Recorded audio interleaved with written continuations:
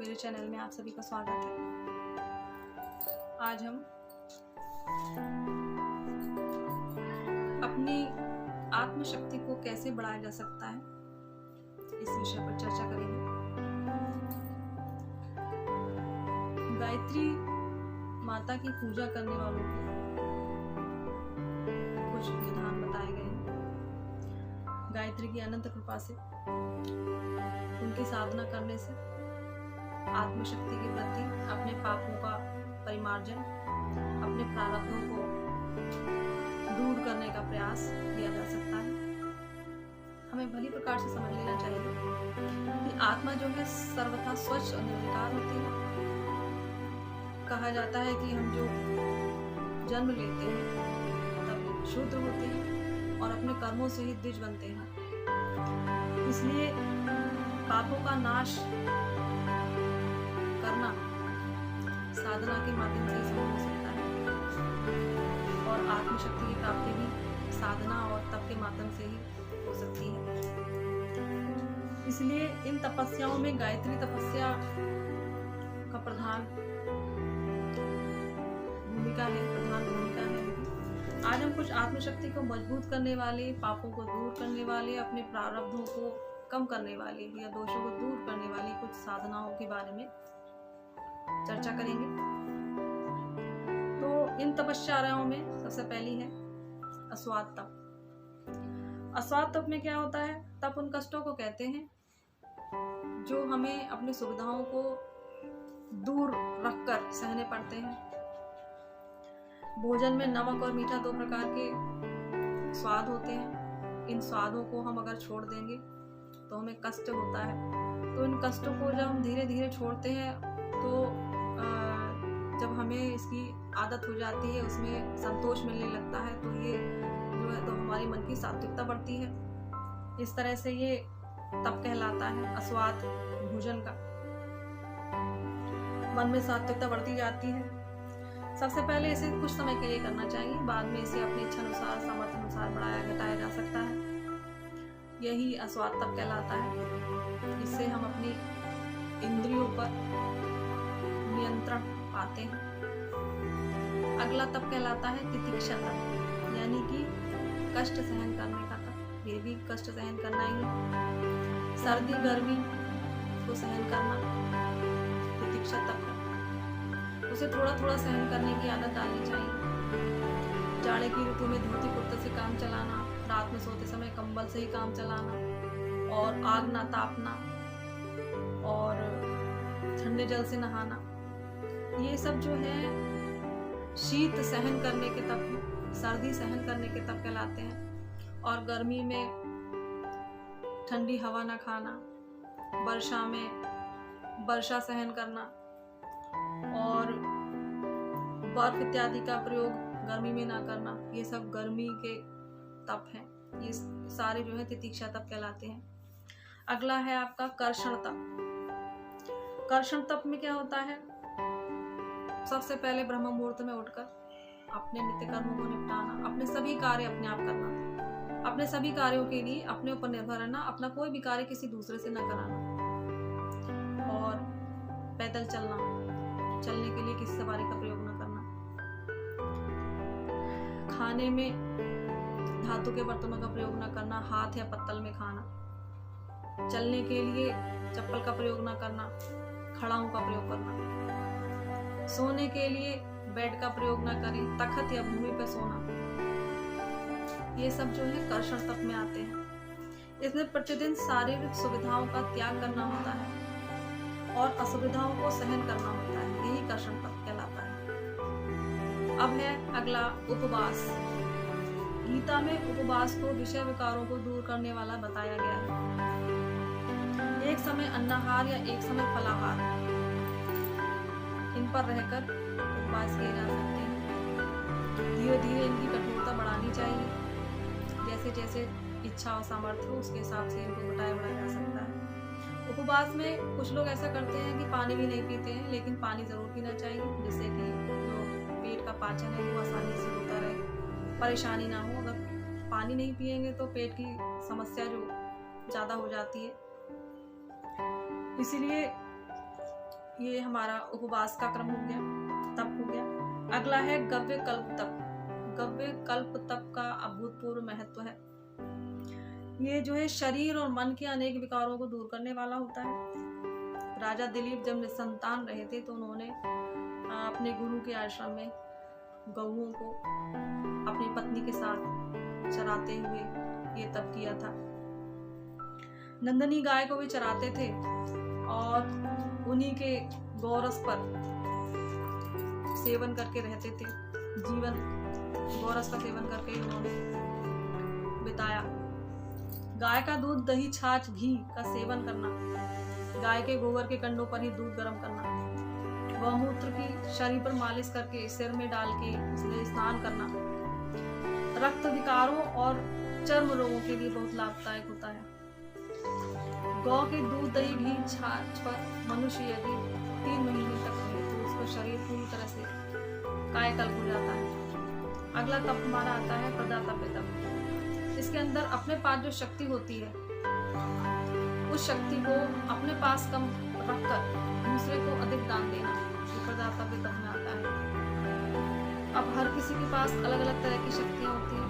जैसे धनी आदमी धन का दान करते हैं और जिनके पास धन नहीं है वो बाकी चीज़ों से, जैसे कि किसी कार्य से, सेवा से, इस तरह से दान करते हैं। समय का दान करते हैं, बुद्धि का दान करते हैं। तो कुपात्र को दिया हुआ दान व्यर्थ ही जाता है, इसलिए सुपात्र को ही ध्यान देना चाहिए। दान देने के अंतर्गत गौ, चींटी, चिड़िया, जो हमारे जीव जंतु हैं, इनको भी अन्नदान, जलदान जरूर देना चाहिए। ये सब प्रदातव्य तप के अंतर्गत आते हैं। अगला तप है हमारा निष्कासन तप। निष्कासन तप के अंतर्गत अपने जो हमने पाप कर्म किए हैं या कोई भी हमसे बुरा कार्य हुआ है उसको हम अगर किसी दूसरे को बता देते हैं, किसी ऐसे व्यक्ति को जो आपकी बात को किसी और से ना कहे, गुप्त रखे, तो ये जो है अपने पापों का निष्कासन करना कहलाता है और ये निष्कासन तप के अंतर्गत आता है।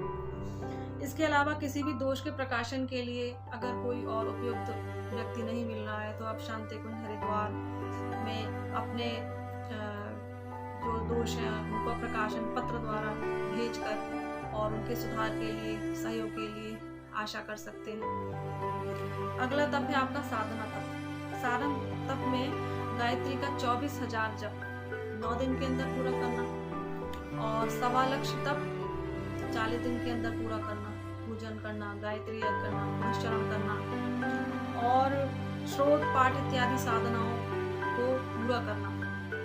इन सभी साधनाओं से पाप घटता है और पुण्य बढ़ता है।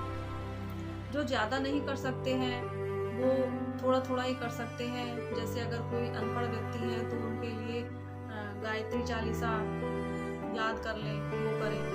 और अगर गायत्री मंत्र भी पूरा नहीं कह पा रहे हैं तो पंचाक्षरी मंत्र होता है, ओम भूर्भुवः स्वः, इतना कहकर ही जप करें तो उनका जो है शक्ति सामर्थ्य बढ़ सकती है और पाप जो है घट सकते हैं। अगला आता है ब्रह्मचर्य तप। इसके अंतर्गत आत्मशक्ति में वृद्धि की कामना करने वालों को ब्रह्मचर्य का पालन करना चाहिए। मन को अच्छे विचारों में हर समय लगाए रहें। मन को उच्च विचारों में लगाकर ब्रह्मचर्य धर्म साधना की वृद्धि कर सकते हैं और अपनी आत्मशक्ति को बढ़ा सकते हैं। अगला है आपका मौन तप। मौन तप में क्या होता है? मौन से शक्तियों का क्षरण रुकता है।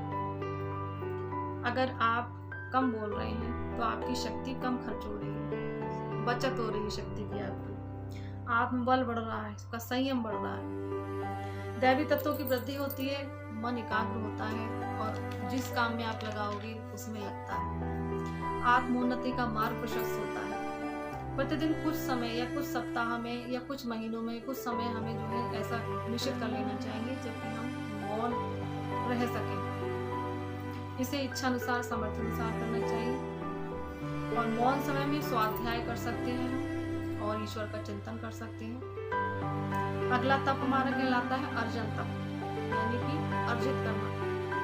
विद्या अध्ययन, शिल्प शिक्षा और देशाटन, मल्ल विद्या, संगीत इत्यादि जितनी भी शिक्षाएं हैं या कोई भी चीज़ अगर हम सीखते हैं तो ये जो है अर्जन तप में आता है। क्योंकि किसी भी चीज को सीखने में हमें कष्ट सहना पड़ता है, मन लगाना पड़ता है, मन को मारना पड़ता है, तभी हम किसी चीज को अच्छी तरह से सीख पाते हैं। इसलिए सुविधाएं भी छोड़नी पड़ती हैं इसमें। जैसे विद्यार्थी हैं, विद्या सीखने के लिए रात में जगते हैं, नींद का त्याग करते हैं, तब उन्हें विद्या आती है। उसी प्रकार से अर्जन तप जो है सीखने का एक तप है।